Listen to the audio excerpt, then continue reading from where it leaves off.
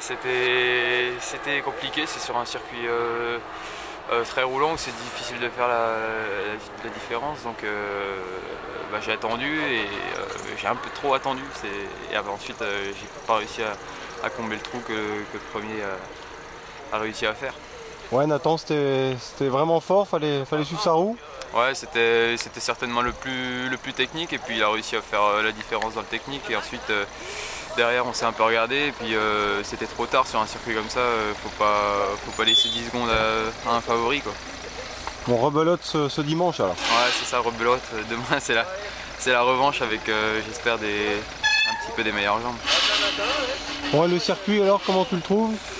Bah, il est dur hein, parce que vu qu'il n'y a pas tellement de dénivelé, bah, ça fait qu'il n'y a pas non plus il n'y a pas de descente, donc pas moyen de récupérer vraiment. Donc c'est toujours en prise et donc il est quand même difficile. Bon, comment ça se passe sous les couleurs de Chazal Canyon là, depuis le début de la saison? Ouais, ça se passe super bien, il y a une très bonne ambiance, on est chouchouté de la tête aux pieds et je vis un rêve éveillé depuis 3-4 mois là, c'est ouf. Ouais, quel conseil tu prends un peu des plus confirmés?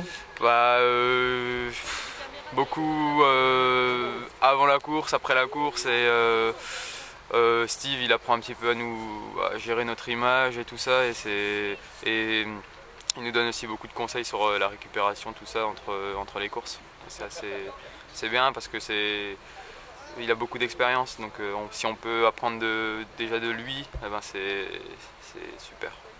Une bonne ambiance avec Michael Crispin, ouais, Steve Chanel, etc. Ouais, c'est clair, on rigole beaucoup avec Steve, Mika et Yann et Amandine et tout le staff aussi. En fait, on est une petite famille et puis du coup c'est super, on se retrouve tous les week-ends et ouais, on passe toujours des super moments quoi.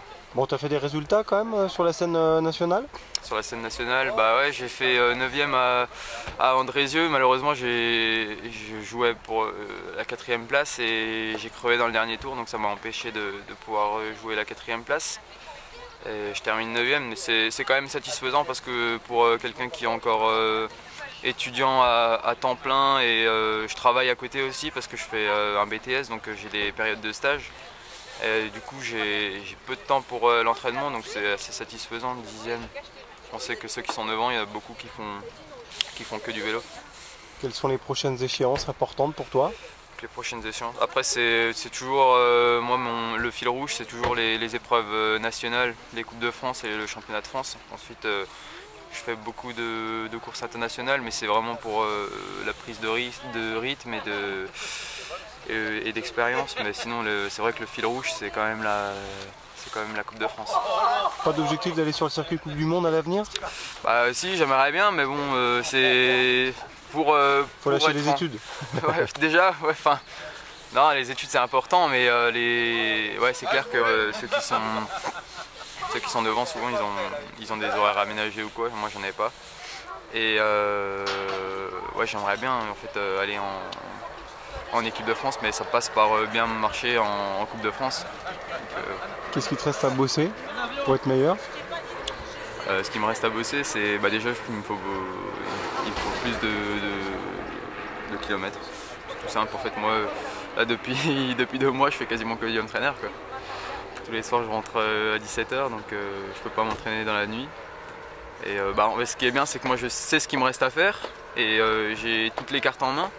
Et j'attends juste d'avoir plus de temps et d'expérience pour les années à venir.